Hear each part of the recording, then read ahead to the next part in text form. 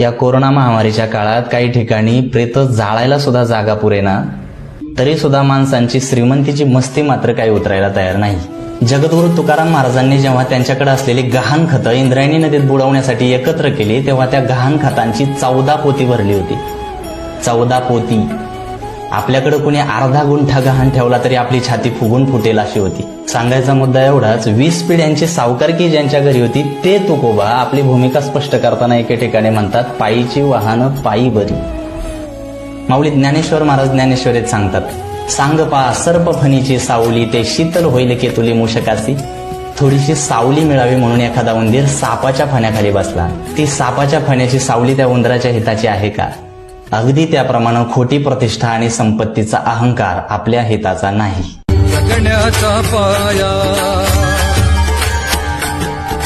चालण्याचे बळ